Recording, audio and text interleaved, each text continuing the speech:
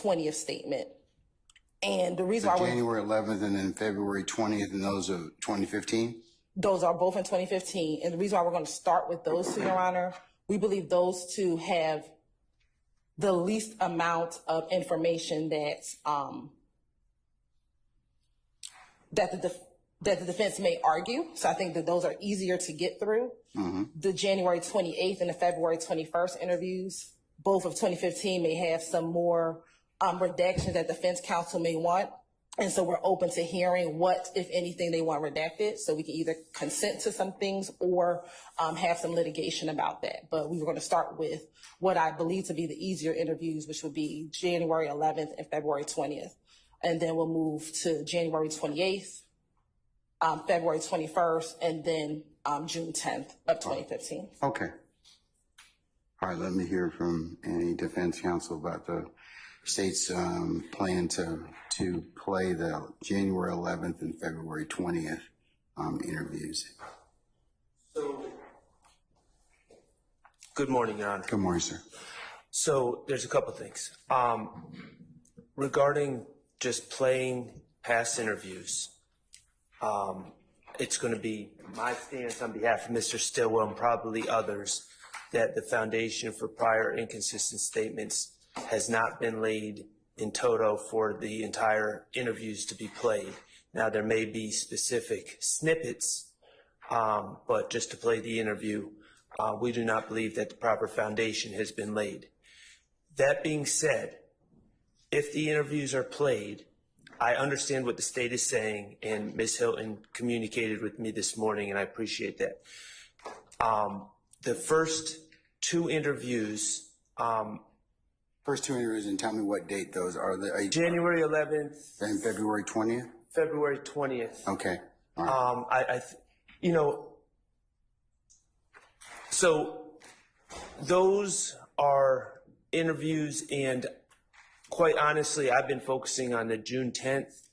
I would ask that the defense have a little time just to look at those transcripts to just make sure, if Your Honor is going to allow those interviews to be played over our objection, or over our hearsay objection, to just make certain that there's nothing in those interviews that should not be played, that would fail 403 balancing, character evidence, etc. As we look forward, just for planning purposes, I have not, we were just sent the proposed redactions in a form that we could open them from the state. The June 10th interview, if it's allowed, is very problematic as far as Mr. Copeland talking about things he doesn't have personal knowledge of, talking about hearsay, bad character. It's just a very. I think they want to litigate that separately. Well, so tell me about they're saying it's going to take a minute to get through the June 11th and February 20th interviews. And I understand that. All I'm saying is I'm just trying to give Your Honor a heads up that the June 10th, there may be a substantial amount of time that we may be asking for your attention outside the presence of the jury. I'm just trying to give the court a heads up on that. Okay, but yeah. And I think the state said that too. So okay, there's not any disagreement about that. So the first two interviews, I would just ask that the defense team be allowed. I don't know if the state is planning on going into it right now. If they are, I would ask that we be given some time to just review it, because we were not anticipating this morning, and just comparing our notes to see if we have any objections. Well, I think that. Well, let me just correct you, Ms. Short, just a second. Friday, the state did tell you that they planned on playing those two. At least they planned on playing those particular interviews in total for impeachment. They said that up at the bench on Friday. Okay. So you had all weekend to kind of go through that. If that were the case, it's not like they're playing hide the ball. It's not like, given the current testimony so far, that wouldn't be probably a realistic possibility. Well, I mean, we do have our objections, or I have my objections to that. But again, Your Honor, I would just ask that to the defense attorney be allowed to huddle up and figure out, because I'm up here, but I'm not necessarily speaking for everyone, and I'd like the opportunity to communicate with counsel for the other defendants.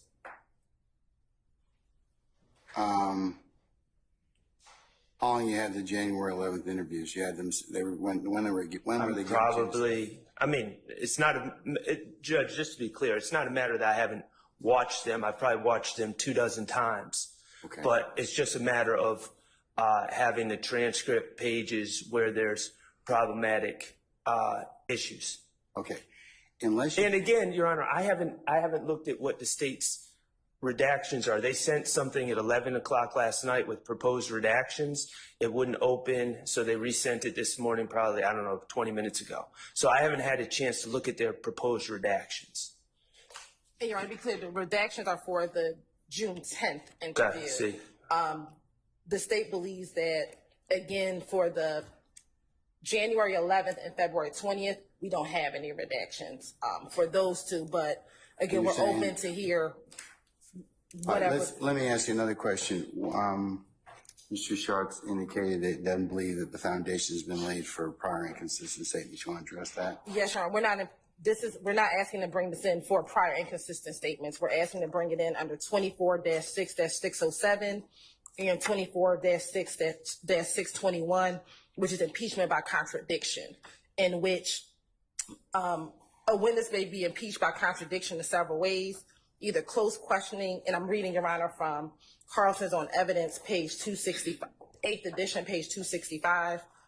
A witness may be impeached by contradiction in several ways, close questioning to elicit concessions of error, 2, questioning a witness about the substance of implication of evidence already produced during the case, confronting the witness with his or her own contradictory prior statements.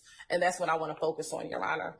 Mr. Copeland testified repeatedly during trial last week that everything he said in those interviews was a lie, that he was just saying whatever he wanted to say in order to get out of there, that the officers were pressuring him to speak about Thug, that in the first interview, he did not come down there on his own. He only came at the request of law enforcement. And we believe each of these interviews contradict everything that he testified to in before this jury, Your Honor. So we believe that at this point it is right to show impeachment by contradiction. Well, and if there's certain things that are said that indicate that the officers did not pressure him about quote unquote Thug or things like that, that maybe fall under contradiction. But playing the whole video, it's like they're saying he said he lied, and we're bringing this to as contradiction, evidence of contradiction.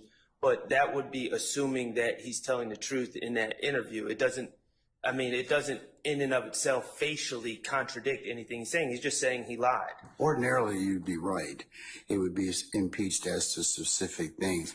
The challenge in this particular circumstance is that Mr. Copeland's repeatedly said, I lied about everything. And I lied I told a lie as to what would get me out of this. So I think under those circumstances, this is kind of the broadening of it. Because of his testimony, the entirety of that particular interview is probably going to be admissibly delayed. Respectfully, over your objection. I understand, but this is a problem that was created by the state, and they're trying to. Just slow down. How did the state make this a problem when the witness testified, not just once, but repeatedly over the last several days, that he has lied about these particular interviews? He was lying because he wanted to get out of this. He told these people anything that he thought that would work. And so that's kind of the predicate. Ordinarily, sir, I would agree. I would totally agree with you. But I don't think the state set this particular witness up for that particular saying. He said it more than once. Okay, I'd like to answer your question about how the state set this up. The state, we know that the state met with Kenneth Copeland, 2 weeks ago now? We know we were arguing about whether his attorney was alerted, et cetera. They met with him, I guess, in the courthouse. I don't know. We know that they met with him. unlike every other witness, they've done this with several of the people that are alleged to be associates of our clients. They have been asking about statements from 10 years ago, and they intentionally have not afforded these witnesses an opportunity to review their past statements prior to testifying. So they want to play their past statements. They want, I don't recall. And so they bring these gentlemen in, ask them about statements that were made 10 years ago, and have never given them an opportunity. We know that the state, they're thorough. We know typically in trial, when the state is calling a witness, they say, hey, we want you to come into our office. We want you to sit down and review what you said in the past. And they do that regularly in trial prep. They have chosen not to do that for Kenneth Copeland. They chose not to do that for Trontavious Stevens. They have chosen to keep these gentlemen in the dark and then ask them questions about statements they allegedly made 10 years ago. And when the gentlemen say, I don't recall, which is pretty understandable, they say, we get to get into their prior inconsistent statements. We get to get into impeachment by contradiction. That was their choice. They should have let these gentlemen review their statements before taking the stand, and we probably would be in a different place. So that's why I'm saying this is a bit a situation that they created. It was strategic by the state, and they shouldn't benefit from it. Okay. Yeah, I'm gonna respond to that. Madam? No? No, yeah, go ahead. Your Honor, Mr.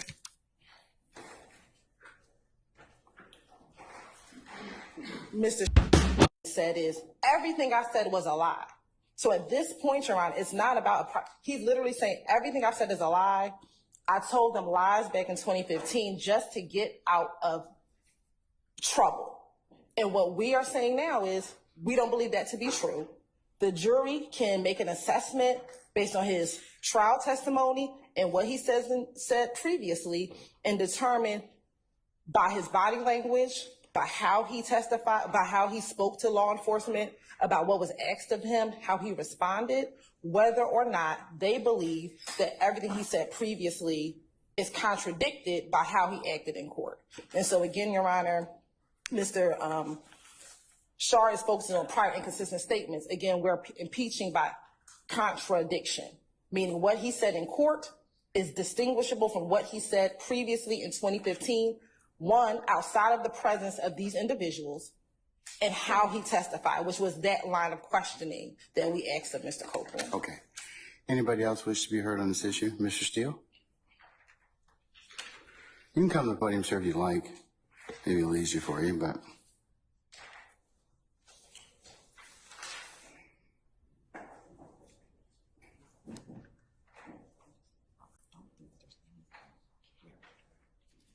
So my notes do not reflect that Mr. Copeland gave a blanket, everything I said previously is a lie. What I have is he would answer some questions, probably did.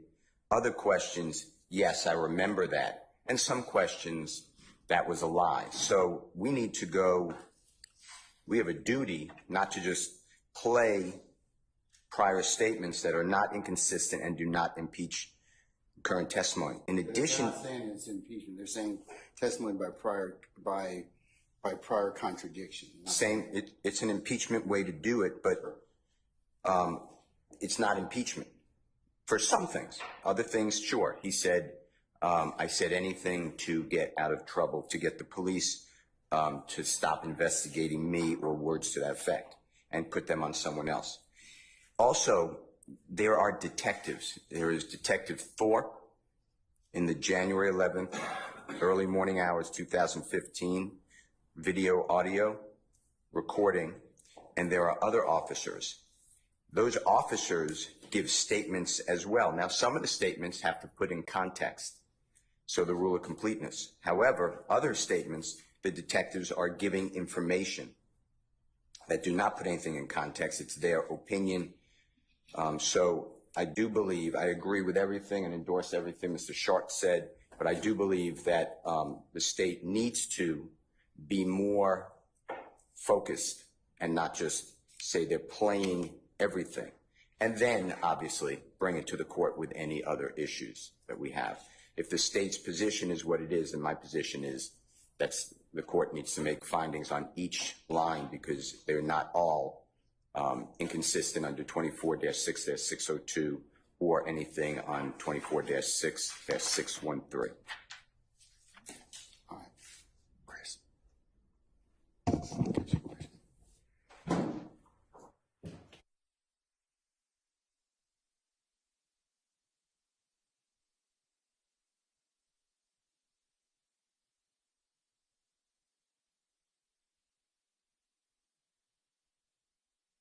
I was asking Ms. Weaver just to see if she could find that particular part of the record on Friday. So we're going to see if we can search for that.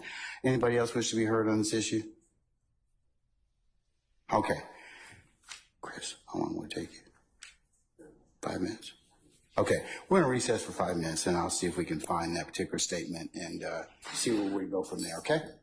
All right, we're going to recess 5 minutes.